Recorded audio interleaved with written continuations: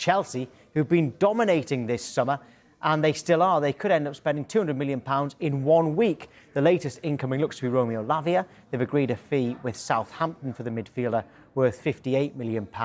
He will now have a medical. There's someone else they're close to signing as well, which we'll get to in a moment. But Zach, in terms of Romeo Lavia, is he being signed as a first-team regular? I think someone of his nature and of his experience now from last season would be looking at getting regular minutes. With Caicedo now joining Chelsea as well, that midfield of an Enzo Fernandez and Caicedo duo seems pretty nailed on. I think to kind of get in ahead of those two is going to be quite tough. However, there is a place where Chelsea can play a three-man midfield that features Lavia. Lavia is a different player to Caicedo. I think a lot of people will think they are similar, and they do have a lot of similarities due to people saying that Chelsea and Liverpool was either one or the other. But Lavia has qualities that Caicedo doesn't. I think he's kind of his ball, when he's on the ball and going forward and carrying it forward, his progressiveness is probably a little bit better than Caicedo's, and he's a player that can be developed as well, and under Pochettino he can kind of be used into whatever need he needs him for. But look, Chelsea also want to be getting back into European places. They will be wanting to play a lot more football next year, and they're going to need a squad and midfield that can do that. Last year we saw when Chelsea were playing in the Premier League and in different competitions, they suffered injuries in midfield, and it only really takes one injury in midfield for then you to suddenly look and go, okay, they are in a little bit of issues now. And by getting someone of Romeo Lavia's level, who looks like he's got an incredible future ahead of him, I think there is enough minutes this season for him to be happy. What a luxury. What a luxury. And it is a luxury. It is a luxury. I mean, it's no surprise. He'd probably be getting more minutes if he was at Liverpool, with that kind of position as six being highly available now. But there are other guys that might be a little bit more concerned. Obviously, they signed Andre Santos as well, or he came to the squad this summer. He might now wonder what's going to happen for his position. They've also got Conor Gallagher, who's there, and we saw him partner Enzo against Liverpool. What's going to happen for him? There's a few players there, I guess, where there's going to be a lot of question marks, and that's where they're going to have to be honest and get chats with Pochettino and find out what their future is. Yeah, and Caicedo's gone out on loan, hasn't he? Yes. In the last couple of days. Dan, with Lavia, at the start of last summer, he was a youngster who was at Manchester City, who it seemed like Southampton were taking a chance on. A year later, £58 million to Chelsea. How surprised have you been by his rise? Yeah, if you'd spoken to me 12 months ago and told me this was going to happen, I would have been surprised. But having watched him last season, I really think this kid's the real deal. And he's not quite at the level of Caicedo or Enzo Fernandez yet, but for Chelsea, what a third option to have in your midfield. I've spoke to a lot of ex-pros who used to play in midfield who say to me that they think midfielders get away with it nowadays because they're either a 6 or a 10, basically. So in their day, they had to do a bit of everything.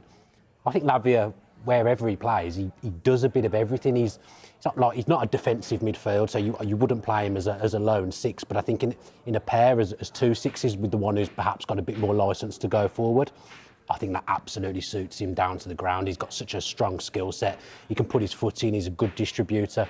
He's press resistant. The way he operates in tight spaces, I think putting him with that manager as well is the key thing. You're putting him with Pochettino. Well, I think Chelsea are onto a winner. Chelsea have been interested as well in him for a while now. When he moved to Southampton last year, we saw there was interest from Chelsea as well in that summer market just over a year ago. I think Joe Shields as well in Chelsea's kind of backroom staff has had a huge play here. Obviously knew him at Manchester City, knew him at Southampton, and now him being at Chelsea has probably been a huge play too.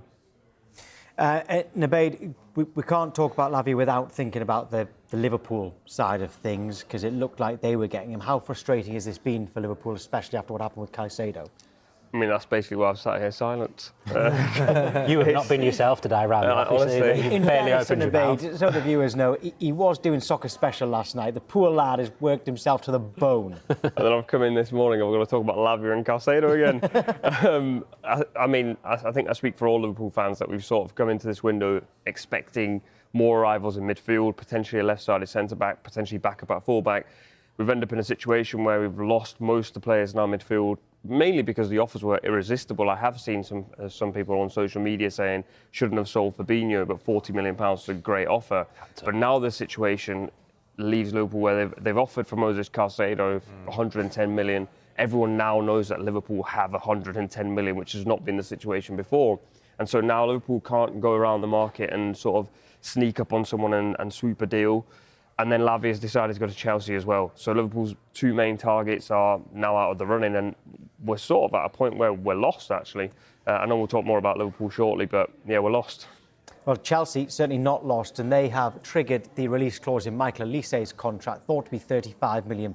Chelsea will be able to talk to the player and discuss personal terms with Olise, given permission to have a medical. OK, Zach, so why Olise for Chelsea?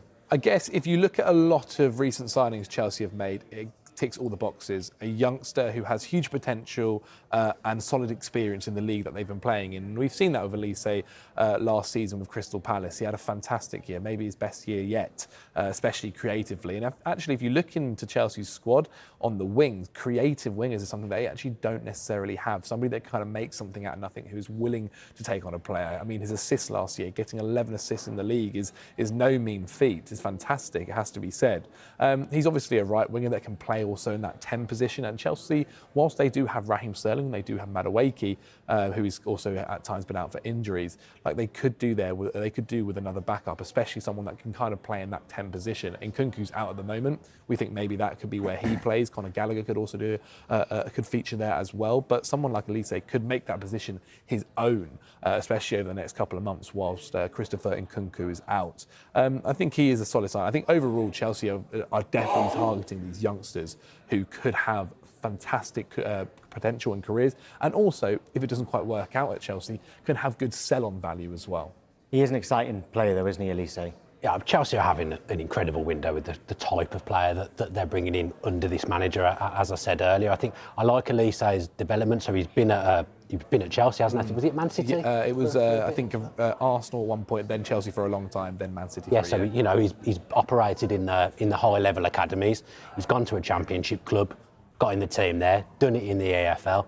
Gone to Crystal Palace again, had a couple of seasons there, learnt his trade, and now the time feels right to get that move to Chelsea. And in the modern day market as well, I mean, whoever put that clause in Crystal Palace must be absolutely fuming, because 35 million for a 21-year-old, is he? 21-year-old player who's got 2 years in the Premier League now, someone whose game really developed last season. It felt like the end product came a little bit more last season, but also if you watch him, he seemed a bit more switched on defensively, became more of a team player. So just as Palace have got him to that level, you're losing him for 35 million, which is a snip in this modern day transfer market. Quite a rare signing for Chelsea in terms of wide options. At the moment, you've got explosive wingers who lack final product, and now you've got probably the opposite, almost like a Riyad Mahrez type, who 13 goal contributions last season for a Palace side that don't score many goals and aren't very creative actually. Unless their wingers in Zaha or Eze or obviously Olise are on form.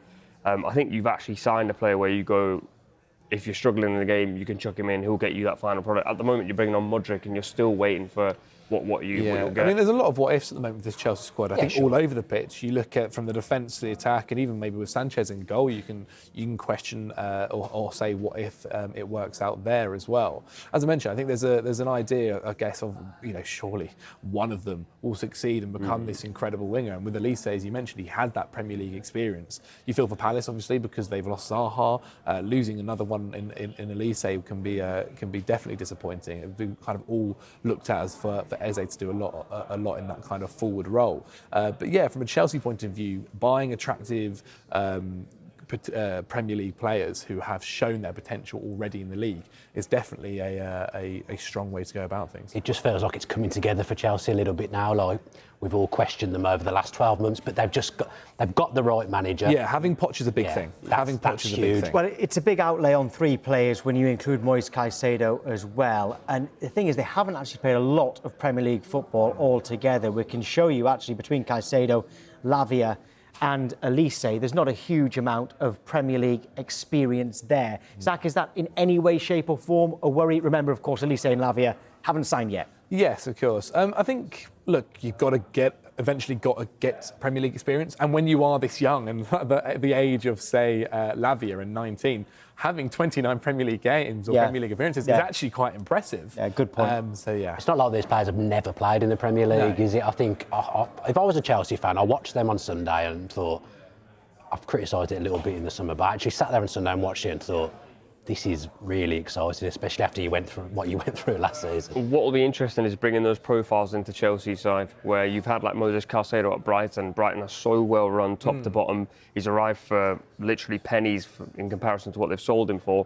Now a huge fee to Chelsea, a change of role possibly. Brighton probably have the most flawless system in the league, and now he comes to Chelsea where new manager, new keeper, and everything's sort of chopping and changing.